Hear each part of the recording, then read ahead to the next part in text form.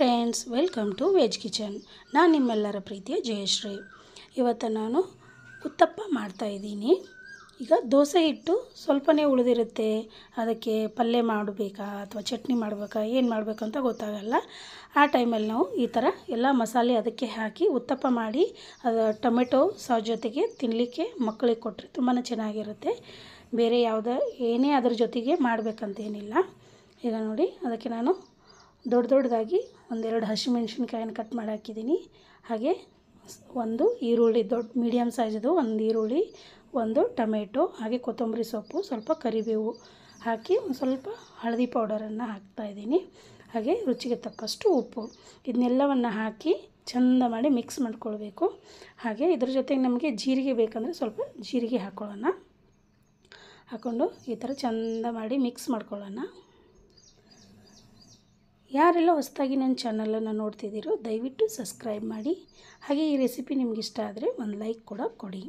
ಈಗ ನೋಡಿ, ತವಾ ಬಿಸಿ ಮಾಡಲಿಕ್ಕೆ ಇಟ್ಟಿದ್ದೀನಿ. ಅದಕ್ಕೆ ಈ ಥರ ಎಣ್ಣೆ ಹಚ್ಕೊಳ್ಬೇಕು. ಫಸ್ಟಿಗೆ ಹಚ್ಕೊಂಡು ಈ ಥರ ಪ್ಯಾಟರ್ನನ್ನು ಈ ಥರ ಹಾಕ್ಕೊಂಡು ಈ ಥರ ಹರಡ್ಕೊಳ್ಬೇಕು. ಜಾಸ್ತಿ ತೆಳ್ಳಗೆ ಮಾಡಲಿಕ್ಕಿಲ್ಲ, ಇದನ್ನು ಅಷ್ಟು ಮೀಡಿಯಮ್ ಆಗಿ ಸ್ವಲ್ಪ ದಪ್ಪಗೆ ಹಾಕ್ಕೊಳ್ಬೇಕು. ಹಾಕ್ಕೊಂಡು ಮುಚ್ಚಿ ಒಂದೆರಡು ನಿಮಿಷ ಇಟ್ಬಿಡಬೇಕು. ಈಗ ನೋಡಿ, ಈ ಥರ ಸೈಡಿಂದ ಚೆಂದ ಮಾಡಿ ಫಸ್ಟಿಗೆ ಬಿಡಿಸ್ಕೊಳ್ಳೋಣ. ಬಿಡಿಸ್ಕೊಂಡು ಈ ಥರ ನೋಡಿ ಎಷ್ಟು ಚೆನ್ನಾಗಿ ಬಂದಿದೆ. ಕಲರ್ ಕೂಡ ತುಂಬಾ ಚೆನ್ನಾಗಿ ಬಂದಿದೆ. ಹಾಗೆ ಎರಡೂ ಸೈಡು ಈ ಥರ ಬೇಯಿಸ್ಕೊಂಡು ಈ ಥರ ಪ್ಲೇಟಿಗೆ ಹಾಕ್ಕೊಳ್ಳೋಣ. ಈಗ ನೋಡಿ, ಇದು ಕೂಡ ಎಷ್ಟು ಚೆನ್ನಾಗಿ ಬೆಂದಿದೆ ಅಲ್ವಾ.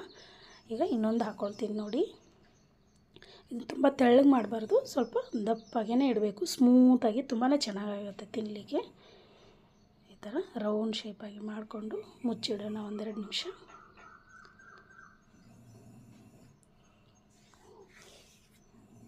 ಇದ್ರ ಜೊತೆಗೆ ಬೇರೆ ಏನೇ ಮಾಡಬೇಕಂತ ಏನಿಲ್ಲ, ಟೊಮೆಟೊ ಸಾಸ್ ಹಚ್ಕೊಂಡು ತಿಂದ್ರೂ ತುಂಬಾ ಚೆನ್ನಾಗಿರುತ್ತೆ. ಅಥವಾ ಬೇಕಂದರೆ ಚಟ್ನಿ ಗಿಟ್ನಿ ಏನಾದರೂ ಮಾಡ್ಕೊಳ್ಬೋದು, ಇಲ್ಲಾಂದರೆ ಹಾಗೇನೂ ತಿನ್ಬೋದು. ಅಥವಾ ಶೇಂಗಾ ಚಟ್ನಿ ಇದ್ದರೆ ಅದನ್ನು ಕೂಡ ಹಚ್ಕೊಂಡು ತಿನ್ಬೋದು, ತುಂಬಾ ಚೆನ್ನಾಗಿರುತ್ತೆ. ಈಗ ನೋಡಿ, ಟೊಮೆಟೊ ಸಾಸ್ ಹಾಕಿದ್ದೀನಿ ನಾನು ಇದ್ರ ಜೊತೆ ತಿನ್ನಲಿಕ್ಕೆ, ತುಂಬಾ ಚೆನ್ನಾಗಾಗುತ್ತೆ. Thank you for watching.